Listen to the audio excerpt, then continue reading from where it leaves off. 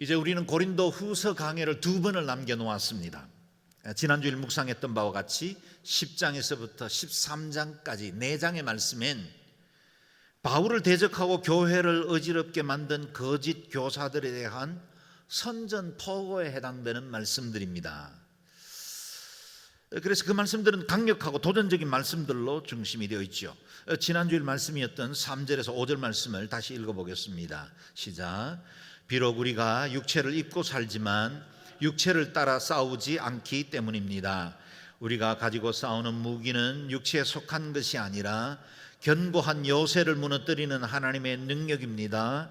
우리는 모든 궤변을 무너뜨리고 하나님을 아는 지식을 대적해서 스스로 높아진 모든 주장들을 무너뜨리고 모든 생각을 사로잡아 그리스도께 복종시킵니다. 아멘. 고린도 교회뿐만 아니라 우리 믿음의 사람들에게도 늘 사단 마귀가 우리를 넘어뜨리고 공동체를 분열시키기 위해서 요새로 삼고 있는 견고한 진들이 있었다는 겁니다. 3가지 무너뜨려야 할 요새가 있었죠. 첫째는 요새 모든 궤변, 곧 잘못된 이론과 고집들입니다. 자아가 너무 강해서 하나님의 계획도 진리도 받아들이지 않으려는 사람이 주인된 완고한 마음이죠.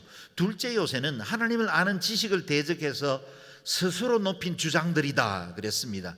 유대 율법자들에게는 편견이었습니다. 당시 사람들에게는 헬라 철학이었습니다. 오늘 우리에게는 이단 사설이나 진화론이나 인본주의나 헛된 세상의 지식들, 이런 것들이 우리의 요새가 되어서 하나님의 은혜를 가로막는 장애 요소가 되고 있다라는 겁니다. 셋째는 세속적인 육신의 생각이지요. 세속적인 쾌락, 반기독교적인 시대 정신들, 하나님의 창조 질서를 어거뜨리려고 하는 이 땅의 많은 이데올로기들과 사상들이 계속해서 하나님의 복음을 대적하는 견고한 요새들이 되고 있습니다. 이 요새는 무너지지만 어느 날 또 우리 속에 다시 견고하게 진을 쌓아가는 걸 보게 됩니다. 지난 한 주간 우리가 말씀을 듣고 여러분 이 진들을 잘 무너뜨리고 승리하셨나요? 분명 우리는 믿음으로 선언했지만 어느새 내 자아가 설금설금 높은 담벼락처럼 요새처럼 올라가고 망대처럼 내 자신을 높이고 교만하려는 생각들이 끊임없이 우리를 지배하려고 할 때가 많죠. 그래서 매번 하나님 말씀 앞에 조아릴 때마다, 십자가 앞에 우리가 기도할 때마다 날마다 이 요새들을 무너뜨리고 하나님의 그 은혜와 그 능력으로 승리해야만 합니다. 우리가 지난주일 날 불렀던 찬양 기억하시죠? 우리의 싸울 무기는 이 땅의 육체가 아닙니다. 하나님의 능력과 성령의 권세입니다. 그 고백이었는데요. 우리가 이 시간에 다시 한번 우리가 찬양하며 나아가겠습니다. 박수 치면서 우리들의 무기는 육체가 아니요 그러나 강하오 참으로 강하오 우리들의 무기는 육체가 아니요 그러나 강하오 성령 안에서 견고한 진을 파는 강력이요 강한 힘이요 참으로 강하오 견고한 진을 파는 강력이요 성령 안에 우리들의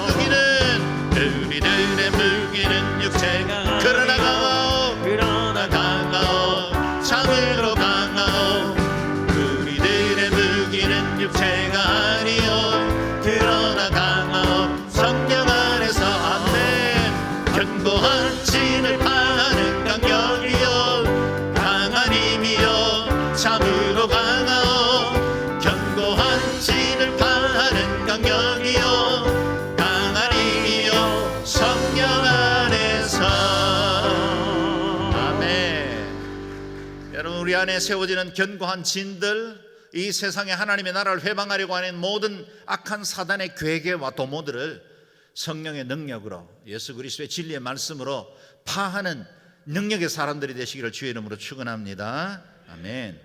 오늘과 다음 주일 우리가 묵상하는 두 본문에 행간에 담긴 사도 바울의 마음을 읽어내는 것은 굉장히 중요합니다. 그 고린도 성도들 가운데 거짓 가르침에 휩쓸려 있는 사람들 중에 단 한 사람이라도 잃어버리지 않고 주께로 돌아오기를 원하는 아비의 마음들이 절절하게 행간 속에 담겨 있습니다. 영적 부모의 마음이지요. 자, 이제 본문 속으로 들어갑니다. 12절 13절 말씀을 같이 읽어보겠습니다. 시작.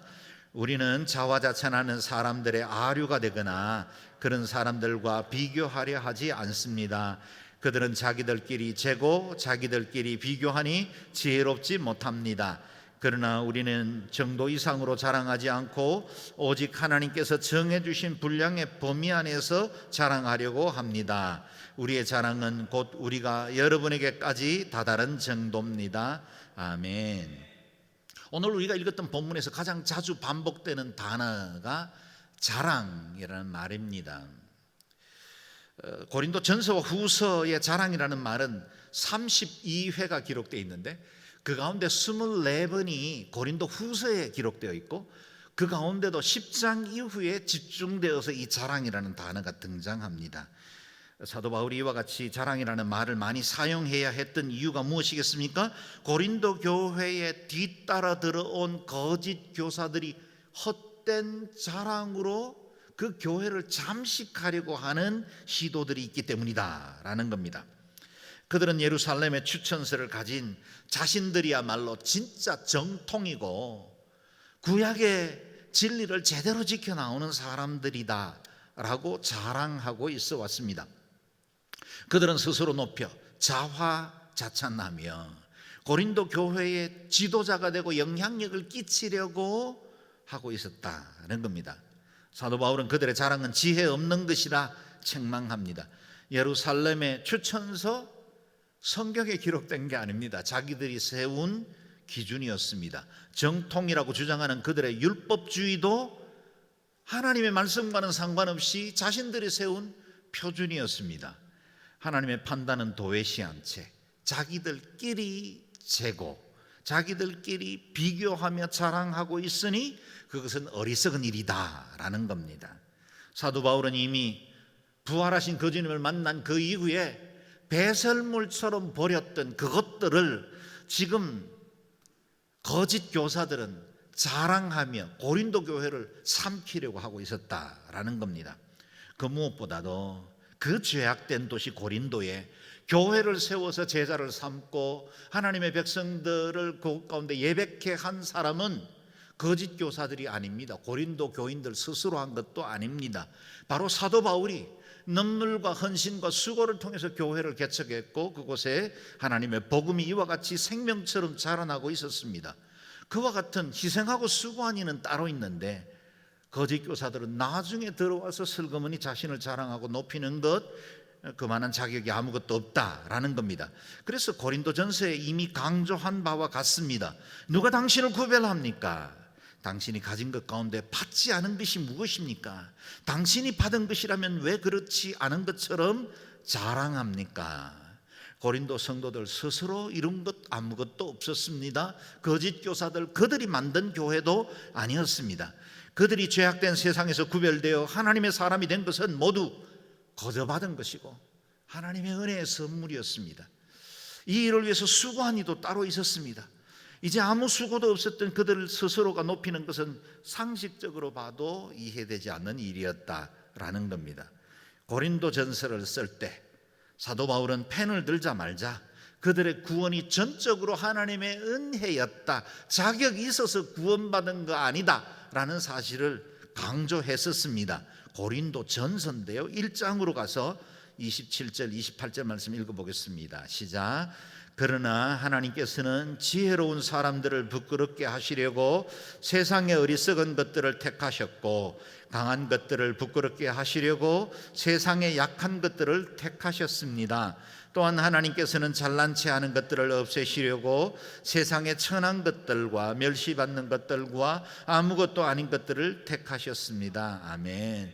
우리가 하나님 앞에 진솔하게 우리 자신을 조명해보면, 비춰보면 자랑할 게 어디 있겠습니까? 자격이 어디 있었습니까?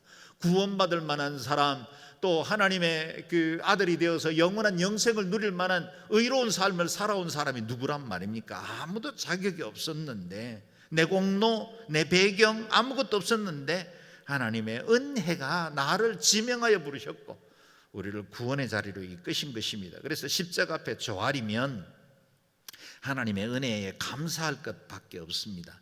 이렇게 허물 많고 부족한 사람, 때로는 내 스스로도 내 양심도 자신하지 못하는 이 허물 많은 사람 구원해 주시고 하나님의 백성으로 세워주신 것, 그 은혜에 감사할 것밖에 없죠. 그래서 고린도전서 1장에서 사도 바울은 이렇게 언급을 하고 있습니다. 이는 어떤 육체라도 그분 앞에서 자랑하지 못하게 하려는 것입니다. 하나님의 은혜를 은혜인 줄 아는 것이 복입니다. 우리가 보내고 있는 이 사순절, 이제 맞이할 고난주간은 우리 안에 어느새 높아진 이성과 자아들, 내 육체의 세속적인 생각들, 그리고 그동안 내가 세워놓은 견고한 진들, 그것들을 무너뜨리고 하나님께로 한 걸음씩 더 가까이 나아가 나의 본질이 하나님께로부터 비롯되었다는 것을 다시 은혜로 재해석하는 시간이 사순절입니다. 그래서 우리 자신을 더욱더 하나님 앞에 겸손하게 조아릴 수 있기를 바라고, 방심하고 안일함에 익숙해져가는 마음들 다잡고 주님의 은혜 더 깊이 묵상하는 귀한 절기들이 될 수 있기를 바랍니다. 한편 참된 복음의 진리를 가진 바울은 그들이 가졌던 그 자랑과는 다른 또 다른 자랑을 해야 할 필요를 느끼게 되었습니다. 그래서 오늘 본문에 이렇게 언급하고 있죠. 우리는 정도 이상으로 자랑하지 않고 오직 하나님께서 정해주신 분량의 범위 안에서 자랑하려고 합니다. 우리의 자랑은 곧 우리가 여러분에게까지 다다른 정도입니다. 사도 바울 역시 자랑이 없진 않았습니다. 이전에 좋아하던 것, 이전에 자랑할 만한 그 많은 배경들이 있었습니다. 그런데 그것들을 진토처럼 배설물처럼 버렸더니 그에게 또 다른 자랑이 생겨나게 된 것입니다. 이 세상의 헛된 자랑을 버렸는데 진짜 자랑할 만한 것이 그 마음속에 새롭게 채워지게 되었다는 겁니다. 그 자랑은 정도 이상은 하지 않는 자랑, 곧 하나님께서 정해 주신 분량의 범위 안에서 하는 자랑이라 그렇게 표현했습니다. 그 분량의 범위가 어디까지입니까? 그것은 오늘 설교 제목과 같이 주 안에서 자랑하는 것, 그것이 하나님이 우리에게 정해 주신 자랑의 범위입니다. 우리의 자랑은 어디까지 할까요? 주 안에서만 가능합니다. 그것만 덕스럽습니다. 사도 바울은 고린도 전서에서도 후서에서도 거의 동일한 말씀인데요, 자랑의 범위를 강조했습니다. 예레미야 9장 말씀을 인용한 것인데 고린도전서 1장 말씀입니다. 그러므로 기록되기를 자랑하는 사람은 주 안에서 자랑하라 함과 같습니다. 오늘 본문 17절에도 말씀하시죠. 자랑하는 사람은 주 안에서 자랑하도록 하십시오. 이게 저와 여러분의 자랑의 범위입니다. 자랑으로 번역된 헬라어 카우카우마이는 세 가지 뜻으로 해석될 수 있습니다. 일반적으로 우리가 알고 있는 자랑하다, boast, 기뻐하다, rejoice, 영광 돌리다, glory, 이런 세 가지 의미로 번역될 수 있다는 겁니다. 여러분, 우리가 자랑이라는 한 단어, 한국어 단어도 전후의 문맥에 따라서, 그리고 목적어가 뭘 수식하느냐에 따라서 그 자랑의 의미가 완전히 달라지지 않습니까? 우리가 예수 자랑하고 하나님을 높이는, 영광 돌리는 자랑도 있고요, 또 하나님께서 우리에게 주신 그 은혜를 자랑스럽게 기뻐하는 경우도 있습니다. 그런데 우리 자아를 높이고 내가 가졌던 것, 내가 살아온 것들 높이려는 못된 마음들 가질 때는 그 자랑이 교만으로 전락하기도 한다는 겁니다. 그래서 우리가 자랑해야 할 것들과 자랑하지 말아야 할 것들이 있음을 오늘 본문은 분명하게 보여주고 있습니다. 우리는 내가 이룬 성취, 업적, 그리고 내가 얼마나 수고하고 애썼는지 내 공로 내세우고 싶어 할 때가 많죠. 그런데 사도 바울은 진정으로 우리가 자랑해야 할 것은 주 안에서 하는 자랑이고, 또 그것을 통해서 하나님께 영광 돌려야 한다라고 한 것입니다. 사도 바울이 자랑스럽게 얘기한 것은 그가 고린도의 복음을 전파하게 되었다는 사실을 자랑하고 있습니다. 우리의 자랑은 곧 우리가 여러분에게까지 다다른 것입니다.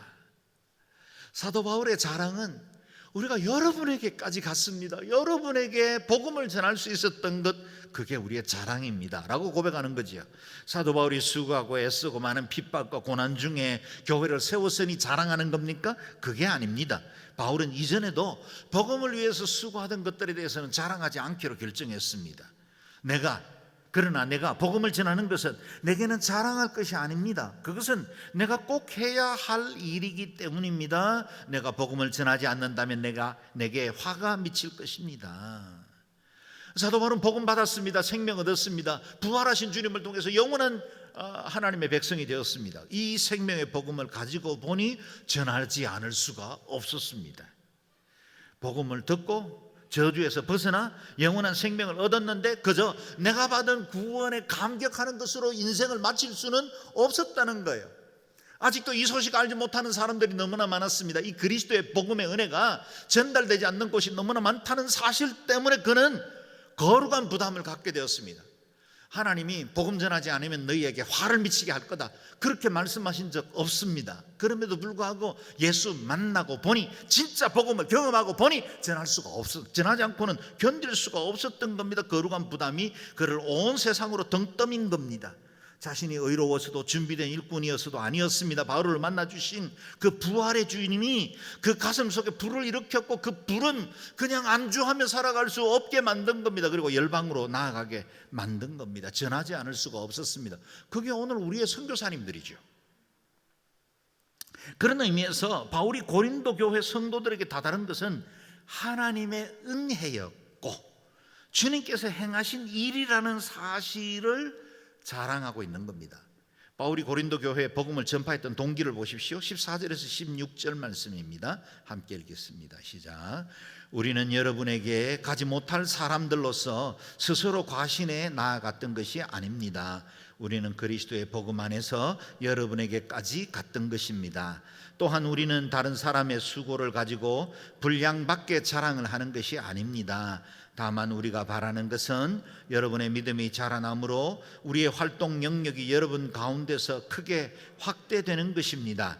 그래서 결국 여러분의 지역 너머까지 복음을 전파하기 위한 것이지 다른 사람의 영역에 이미 마련된 것을 가지고 자랑하기 위한 것이 아닙니다. 아멘. 바울이 복음 전파하기 위해서 1, 2, 3차 전도 여행을 통해서 로마 여러 전역들을 다니면서 복음을 전할 수 있었던 것은, 그리고 그 가운데 고린도에까지 이르러 복음을 전할 수 있었던 것은 자신의 열심만이 아니었다는 겁니다. 그에게는 분명한 부르심이 있었다고 말하고 있습니다. 바울이 회심할 때, 그래서 그가 소경이 되었을 때 다메섹의 제자였던 아나니아에게 찾아가라 말씀하셨고, 그리고 그 아나니아에게 주님께서 계시하여 주신 말씀이 바울의 소명을 말해주고 있습니다. 같이 한번 읽어보겠습니다. 시작. 주께서 이르시되 가라, 이 사람은 내 이름을 이방인과 임금들과 이스라엘 자손들에게 전하기 위하여 택한 나의 그릇이라. 아멘. 베드로가 선민 유대인들을 위해서 택한 그릇이라면 로마 시민권을 가지고 헬라 철학에 능하면서도 가말리엘 문화에서 율법의 정통을 다 익숙하게 경험했던 바울은 이방 세계를 위해서 택한 그릇이었다는 겁니다. 이 부르심은 단순히 바울의 개인적인 체험 또는 아나니아라는 사람의 개인적 감정으로 그치지 않습니다. 사도행전 15장에 보면 세계 선교 역사에 엄청난 한 사건이 있었습니다. 우리가 스쳐 지나갈 수 있을 만한 본문이지만 사실은 사도행전 15장에 있는 예루살렘 공의회야말로 저와 여러분과 같이 유대인의 혈통이 아닌 이방인들에게 복음이 마음껏 전도되어질 수 있도록 중요한 결정을 이루는 아주 중요한 종교회의가 열렸습니다. 그때 예루살렘 교회의 새 기둥으로 불려지던 베드로와 야고보와 요한이 사도 바울에게 당신이 이방인을 위해서 택한 그릇이라는 사실을 공식적으로 인정을 해주고, 이방인들도 3가지 정도의 제약 외에 나머지는 마음껏 하나님을 예배하고 믿을 수 있도록 복음의 문을 활짝 열어준 사건입니다. 이 공식적인 사건으로 인해서 사도 바울은 이방인의 사도가 되었고 이 복음 안에서 여러분에게까지 갔던 것입니다. 우리 스스로 과신해서 나아갔던 것이 아닙니다 라고 고백하는 겁니다. 소명에는 두 가지 축이 있습니다.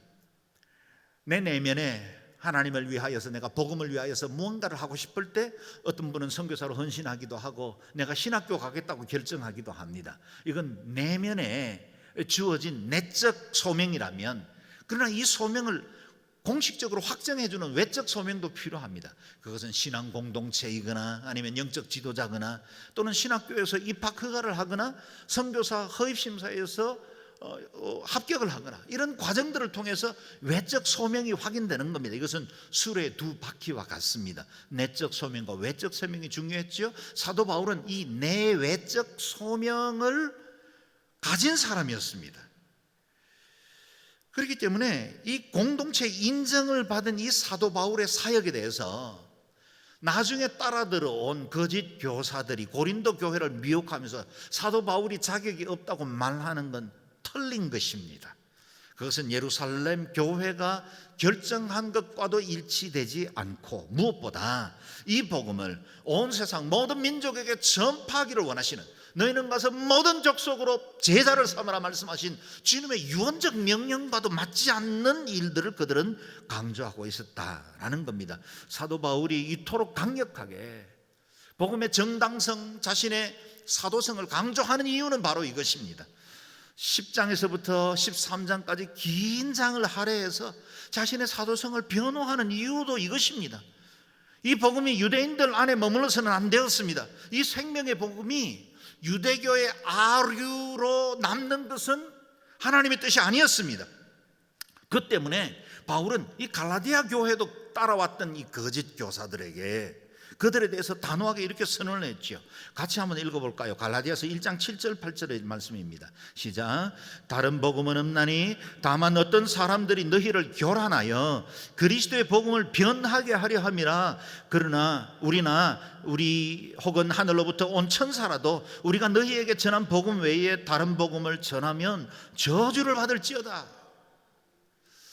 사도 바울은 갈라디아서를 시작하자마자 짧은 인사말 이후부터는 바로 본론으로 들어갔는데, 갈라디아 교회를 미혹하고 그들이 가졌던 이 생명의 복음, 믿음으로 말미암는 구원, 하나님의 그 절대적인 은총으로 인해서 받는 이 의에 대해서 회방하며, 그들이 예수를 믿으려면 먼저 유대인들로 만들려고 하는, 율법도 지켜야 한다, 할례도 받아야 한다, 이 헛된 가르침에 대해서 단호하게 칼을 뽑아 들고 선언하고 있는 것입니다.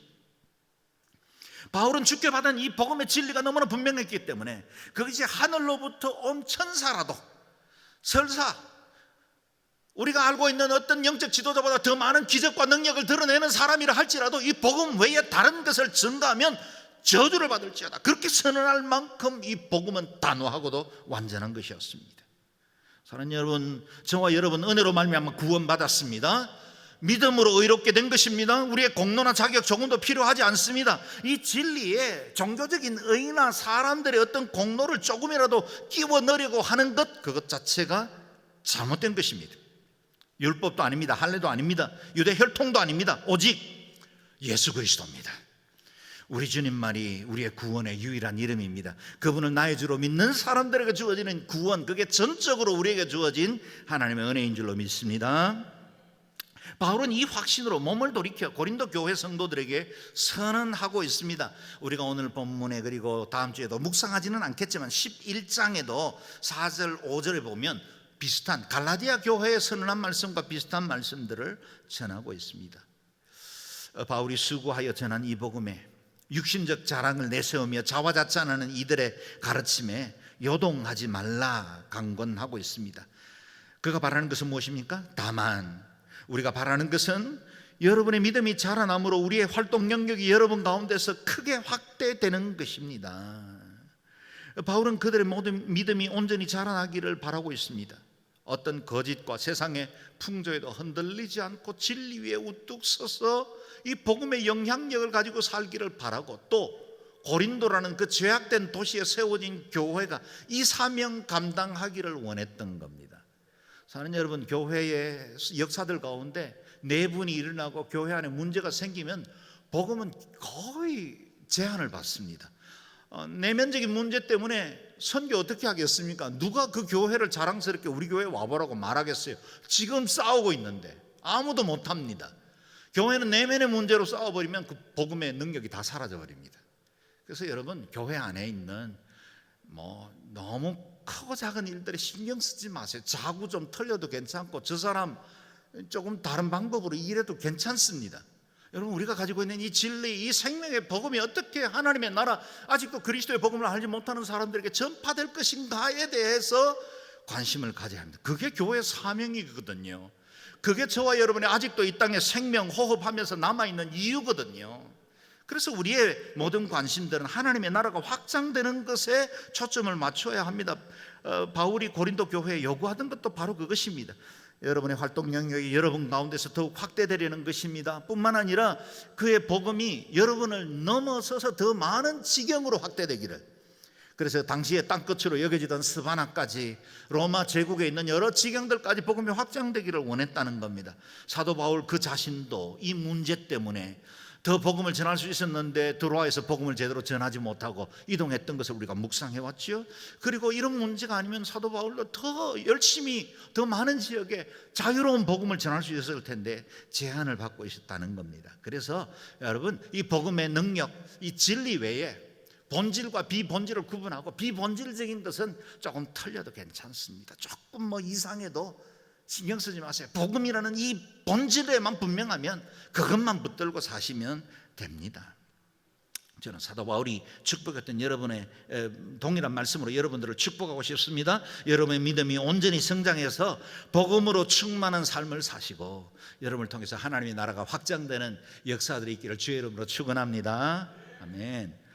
동시에 바울은 이제 더욱 강력하게 자신이 전한 복음의 정당성을 주장해야 할 필요를 느끼게 되었습니다. 그동안 바울은 고린도 성도들을 사랑했기 때문에 많은 비난과 오해 속에도 방어적으로 자신을 변호하며 눈물로 편지를 써보냈습니다.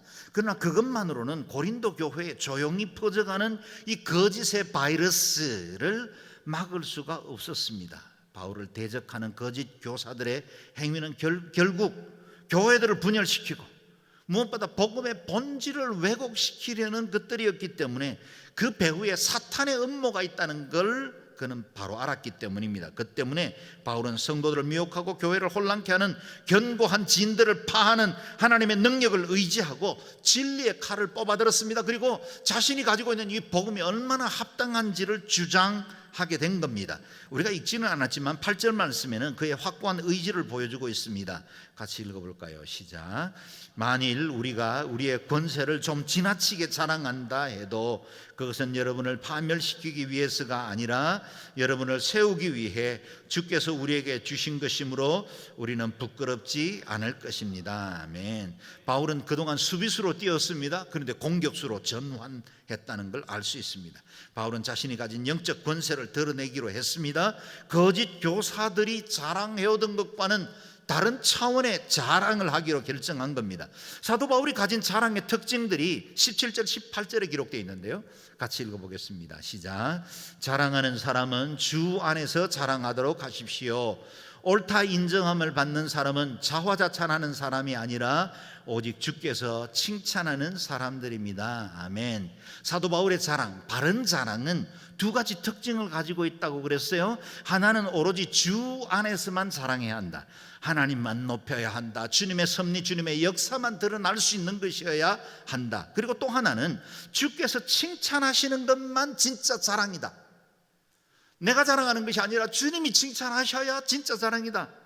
혹 우리가 살다 보면 그리스도를 섬기는 자는 하나님께 기뻐하심을 받으며 사람에게도 칭찬을 받느니라. 그래서 그리스도를 섬기고 하나님을 사랑하면 하나님께도 칭찬받고 사람들에게도 칭찬받습니다. 그런데 간혹은 그렇지 않을 때가 많죠. 우리가 진리를 따라 살려고 하면 옛날 친구들 날 미워합니다. 완전히 이 사람 미쳤네, 이렇게 날 따돌릴 수도 있어요. 우리가 진리를 바로 지키려고 하면 세상에서도 왕따 당할 때가 있습니다. 그럴 때 우리가 하나님이 인정하시는가, 그게 우리의 기준이 되어야 한다라는 겁니다. 이 두 가지 기준을 제시했고요, 그리고 사도 바울이 그 기준에 따라 자랑해온 세 가지가 있습니다.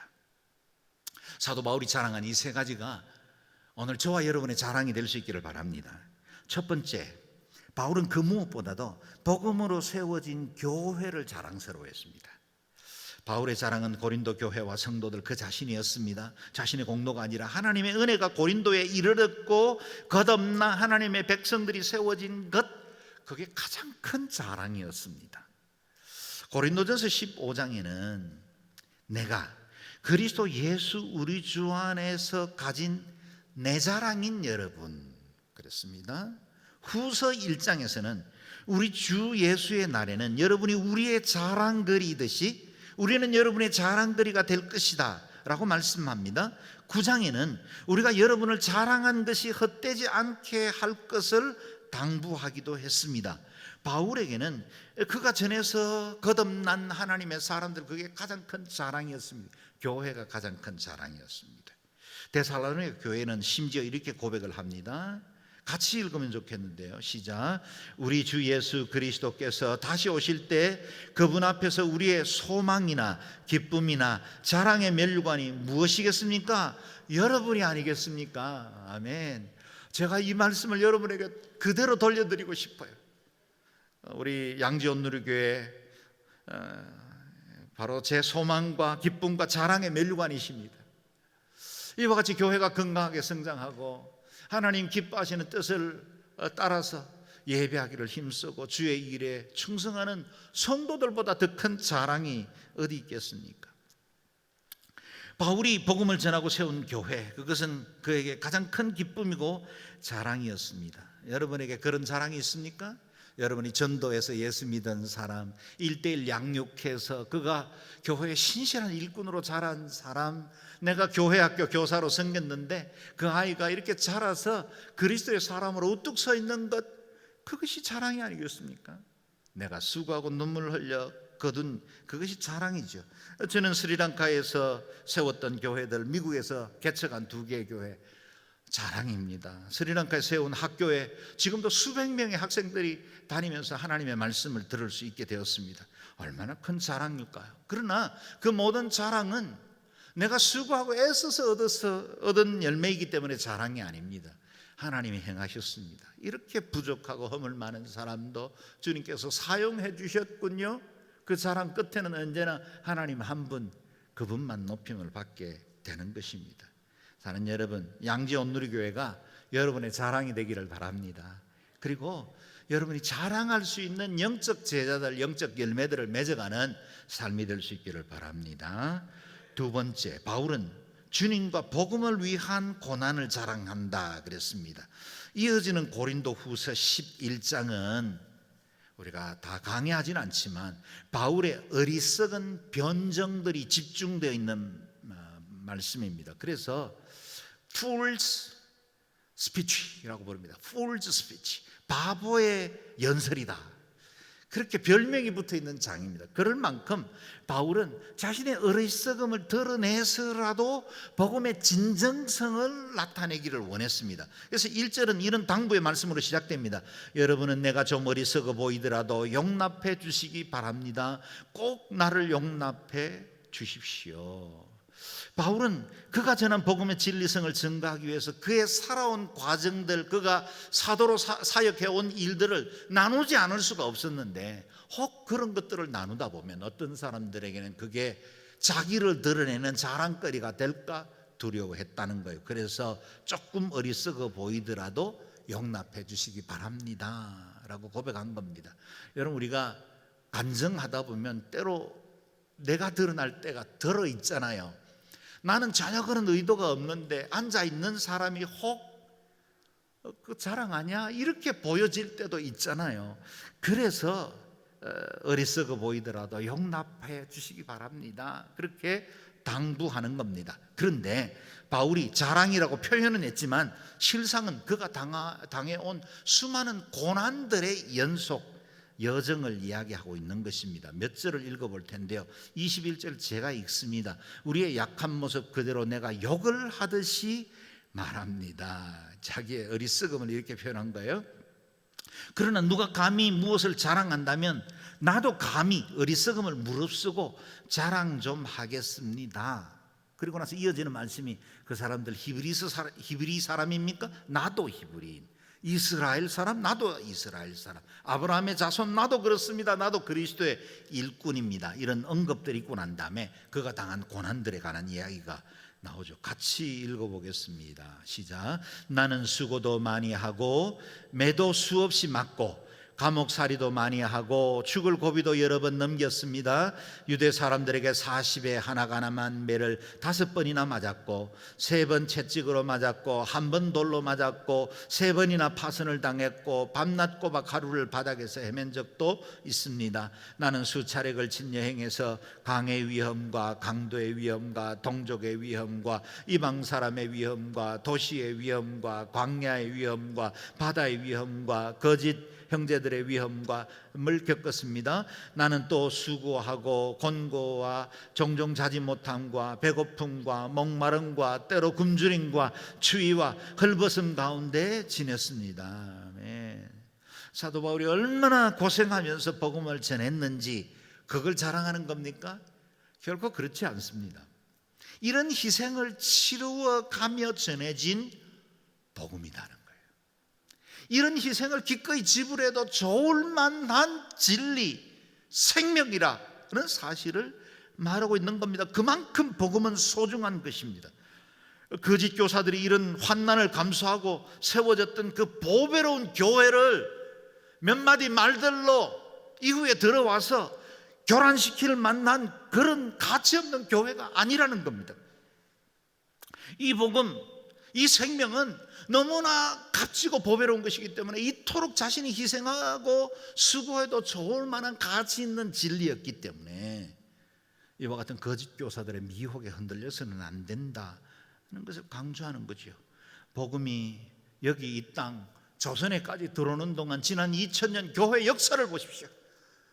터툴리안의 말대로 정말 교회는 순교자의 피를 통해서 자라났습니다. 여기까지 수많은 사람들이 그리스도의 복음을 위해서 자신을 기꺼이 희생했고 수고했고 수많은 사람들이 죽음에 이르기도록 생명 가지고 복음을 전했기 때문에 오늘 저와 여러분에게 임한 겁니다. 이렇게 생각하면 어찌 교회를 가볍게 여길 수 있겠습니까? 아무리 훌륭하고 큰 교회이든 아무리 작고 보잘것없는 교회이든 어떤 교회를 우리가 함부로 평가하거나 말할 수 있겠습니까? 예수 그리스도께서 피 흘려 사신 교회입니다. 그리스도가 머리 되신 교회입니다. 함부로 비난하고 함부로 정죄할 수 없다는 걸 알게 됩니다. 고귀한 가치를 가진 교회입니다. 그토록 소중한 생명의 복음입니다. 마지막으로 세 번째, 바울은 오로지 그리스도의 십자가만 자랑했습니다. 갈라디아 교회에 전한 바울의 고백인데요, 같이 읽어보겠습니다. 저와 여러분의 고백이 되길 바랍니다. 시작. 그러나 내게는 우리 주 예수 그리스도의 십자가 외에는 결코 자랑할 것이 없습니다. 그리스도로 인해 세상이 내게 대하여 십자가에 못 박혔고 나 또한 세상에 대해 그러합니다. 아멘. 바울이 주 안에서 나눈 자랑은 십자가였습니다. 헬라인들에게나 복음을 믿지 않는 사람들에게는 어리석은 것이고 거치는 것이었지만, 그러나 사도 바울에게나 저와 여러분에게는 가장 자랑스러운 것이 있다면 그것은 바로 십자가입니다. 그 십자가에 달린 그리스도, 그분이 내 모든 죄과도 담당하셨고 우리의 옛 사람 정과 욕심도 그 십자가에 달려있고, 그로 인해서 우리는 영생을 얻었고 죄짐을 벗어버렸고 의롭다 인정을 받았고 우리는 영원한 생명을 누릴 수 있는 은혜를 누리게 된 것입니다. 십자가가 우리의 자랑입니다. 그 자랑 때문에 바울은 이전에 자신이 죄인의 개수였다라고 말할 만큼 부끄러운 자신의 과거도 자랑으로 삼을 수 있었습니다. 그리스도의 은혜가 더욱더 소중했기 때문이지요. 바울이 자랑스러워했던 옛사람과 세상은 십자가에 못 박힌 것입니다. 그래서 바울은 내가 그리스도와 함께 십자가에 못 박혔나니 라고 선언할 수 있었습니다. 어찌 바울만의 이야기겠습니까? 저와 여러분 십자가에 옛사람이 못 박혔습니다. 우리는 거듭났습니다. 새 사람이 되었습니다. 저와 여러분의 자랑은 오직 예수 그리스도밖에 없는 줄로 믿습니다. 그리고 주님을 자랑하는 것만 영원히 남을 것입니다. 우리가 주님을 자랑한 것들은 면류관이 될 겁니다. 그것으로 인해서 하나님의 나라가 더욱더 이 땅 가운데 견고하게 세워지고 확장되게 될 것입니다. 다시 우리 마음에 주님 한 분만 의지하고 자랑하겠다는 고백이 새로워지는 사순절이 될 수 있기를 바랍니다. 주 안에서 자랑합시다. 세 가지 다시 정리합니다. 주님의 몸인 교회를 자랑해야 합니다. 주님과 복음을 위한 고난은행과 헌신을 자랑해야 합니다. 오직 그리스도의 십자가만 자랑해야 합니다. 이 자랑이 넘치는 귀하고 복된 생애가 되시기를 주의 이름으로 축원합니다. 아멘. 함께 기도하겠습니다. 기도할 때 하나님, 우리에게 헛된 자랑들이 많이 있었습니다. 그리고 자랑하고 싶어 합니다, 여전히. 그러나 우리 안에 있는 세속적인 생각들, 사단의 진이 될 수 있을 만한 요새들을 하나님의 능력으로 무너뜨리게 하시고 오로지 주님의 몸인 교회, 그 생명의 복음, 그 복음 위에서 드린 헌신들, 그리스도의 십자가, 그것만 자랑하는 하나님의 사람들 되게 도와주시고 이 복음 견고하게 붙들고 더욱더 그리스도께로 온전히 나아가는 하나님의 사람들 되게 해주옵소서. 통성으로 같이 기도합니다.